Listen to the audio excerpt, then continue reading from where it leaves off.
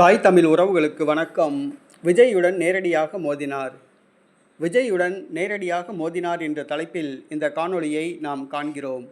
நடிகர் விஜய் தமிழக வெற்றி கழகம் என்ற ஒரு கட்சியை ஆரம்பித்து தமிழகத்தில் பரபரப்பாக அரசியல் செய்து வருகிறார். தமிழகம் முழுவதும் இளைஞர் பட்டாளம் அவர் பின்னால் செல்கிறது. விஜய் அவர்களுடைய வருகை திமுக இளைஞரணிக்கு ஒரு மிகப்பெரிய அடி என்று சொல்லலாம். ஏற்கனவே திமுக இளைஞரணியில் 50 வயதுக்கு மேற்பட்டவர்கள் தான் இருந்தார்கள். தற்பொழுது முற்றிலுமாக திமுக இளைஞரணி தமிழக வெற்றி கழகத்தில் சங்கமமாகிவிட்டது. குறிப்பாக மதுரை மாவட்டத்தில் திமுக இளைஞரணியே இல்லை என்று சொல்லலாம். அந்த அளவுக்கு திமுகவில் இருந்த இளைஞர்கள் எல்லாம் சாறை சாறையாக தமிழக வெற்றி கழகத்தில் படையெடுத்து விட்டார்கள்.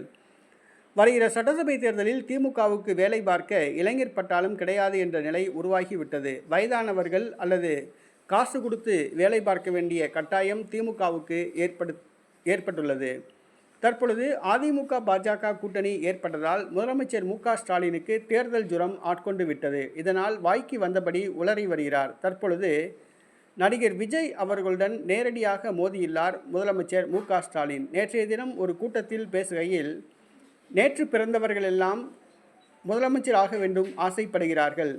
நேற்று கட்சி ஆரம்பித்தவர்கள் எல்லாம் இன்று முதலமைச்சர் ஆக வேண்டும் ஆசைப்படுகிறார்கள் என்று நேரடியாக தாக்கியுள்ளார்.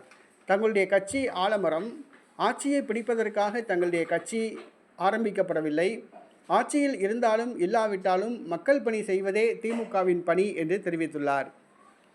நடிகர் விஜய் பற்றி ஏதும் பேசாமல் மௌனமாக இதுவரை இருந்து வந்த மு.க. ஸ்டாலின் நேற்றைய தினம் விஜய் அவர்களுடன் நேரடியாக மோதியுள்ளார். நேற்று பிறந்தவர்கள் எல்லாம், நேற்று கட்சி ஆரம்பித்தவர்கள் எல்லாம் முதலமைச்சராக வேண்டும் என்று ஆசைப்படுகிறார்கள் என்று நேரடியாகவே நடிகர் விஜயை தாக்கியுள்ளார். முதலமைச்சர் மு.க. ஸ்டாலினுக்கு தமிழக வெற்றி கழகத்தை கண்டு நடிகர் விஜய் அவர்களை கண்டு பயம் ஆட்கொண்டு விட்டது என்றுதான் சொல்ல வேண்டும்.